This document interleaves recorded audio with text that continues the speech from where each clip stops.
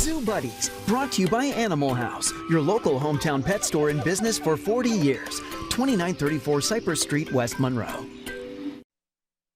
Good morning, everybody. We're here at the Louisiana Purchase Gardens and Zoo. I'm joined by Miss Lisa Taylor, as always, and Garrett Cole, too. Thank you guys for being here. Good morning.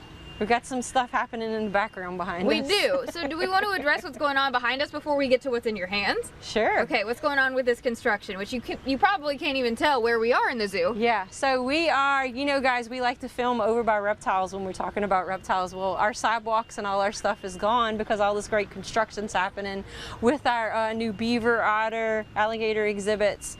And it's basically become an exhibit itself with that big track hoe back there. The kids are in love with it. Yeah. And so they like to stand on the catwalk and watch the construction. So it's underway, it's happening.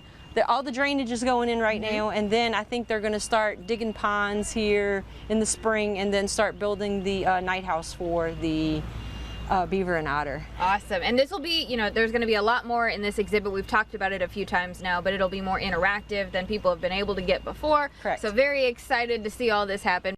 And so yeah, we want everybody to still have a fun time at the zoo. This thing's estimated to open between August and September for us. And so, you know, we don't want you to be disappointed that you can't come to reptiles. So Garrett has been bringing out a lot of reptiles, okay? Yes. Some of our cool stuff. So we got some cool stuff in.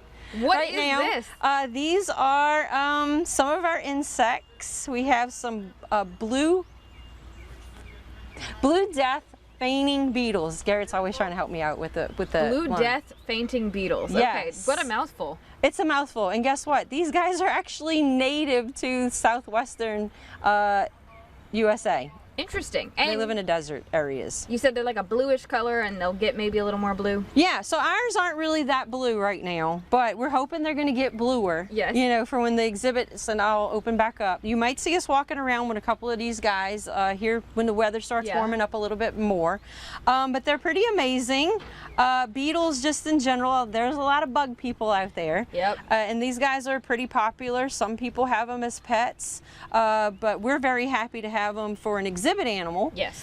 Because I've never seen one before. Me neither. And when we started reading about them, a lot of, you know, they're pretty popular little guys. Cool. They have this blue coloring, which ours are going to get bluer. It's actually a protective wax coating that comes over them because they do live in the desert. They can lose a lot of their liquids, and so it keeps them hydrated and it protects them from the sun. And the fainting part, so why? Why did they do that? Yeah, so these guys, like possums, it's to it protects them from predators. So like a spider could be rolling up on them, because spiders like to eat these guys.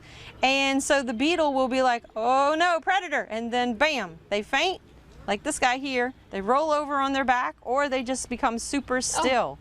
Because they want to, spiders don't like to eat dead things, you know, so the beetle gets away from the spider. Now they do have other predators, which are birds and lizards and things like that, but the spider, I think, is their number one. Then it's wild that you can find these in the U.S. and you give people an experience to see them here. And then they can live in a mixed species environment too. They live with a scorpion right now. Correct. So we do have a scorpion in with them, and they burrow together, go down in the hole. They do like to eat a variety of different rotting kind of plants and things like that. Now, are we putting anything rotten in there? No, because of course we're not. Yes. Garrett gives them all the best food that they can get. But you know, they do like to chew on the mealworms, and anytime we get a snake shed that Garrett feels like they can have, we'll throw a snake shed in there and they chew it up, because you know they're good for the environment. That guy, he was fainted a minute ago. Now he's back rolling. He said, "Don't worry, I'm alive still." So they basically are recycling. These guys help recycle, and so we need them in the environment over there in northwestern USA. Absolutely. Well, thank you so much for telling us more about these guys. We'll have more information about the construction project going on our website, knoi.com, after the show.